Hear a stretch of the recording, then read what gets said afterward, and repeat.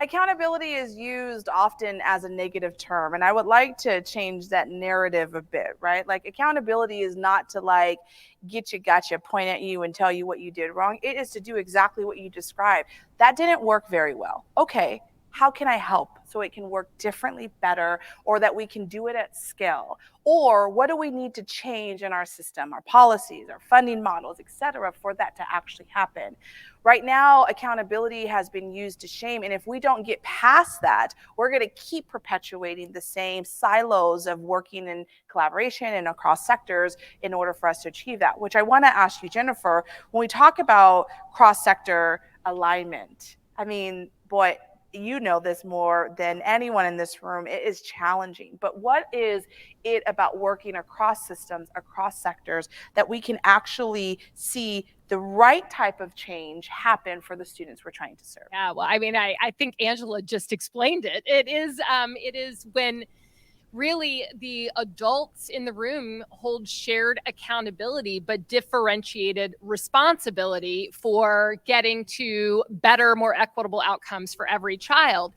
And, I think what we've learned over the last decade of trying to kind of create our own brand of collective impact is that you have to continually learn and iterate based on that learning from communities who are doing this work. And there are communities all over the country who are really coming together, different cross-sector partners, just as you are here in Tacoma, coming together and holding that shared accountability.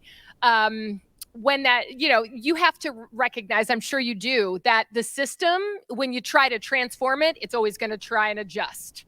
And that is the reality of trying to shift power. It takes perseverance. It takes building relationships. It takes asking the hard questions. It takes using data, which is really, the data, keeping data front and center in our process and in the way that we support communities to hold shared accountability is when you put that data in front of a group of stakeholders at all levels of the community and actually sit with those who are impacted by systems and look at that data and then together co-develop the solutions to get better data, to get better outcomes.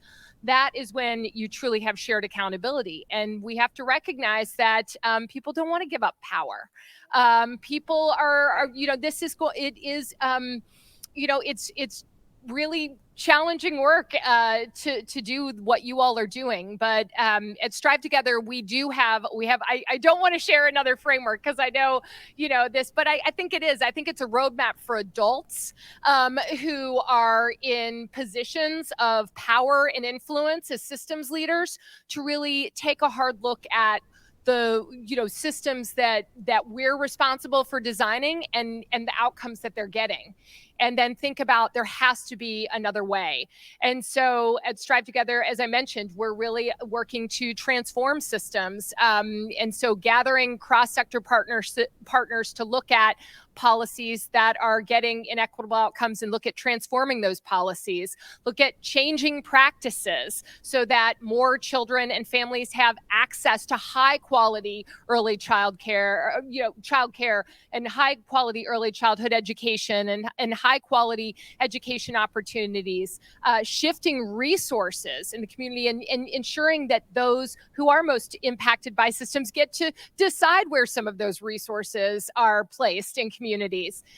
That is what this idea of systems transformation is about. And it really is the only way that we're going to get better, more equitable outcomes at the population level at scale. If there was another way, if there was a silver bullet program, I would think that after hundreds of years of billions of dollars in education, we would see different outcomes, but we don't. We see very similar outcomes. So it is really working across sector to be able to get that improvement and share accountability for those results.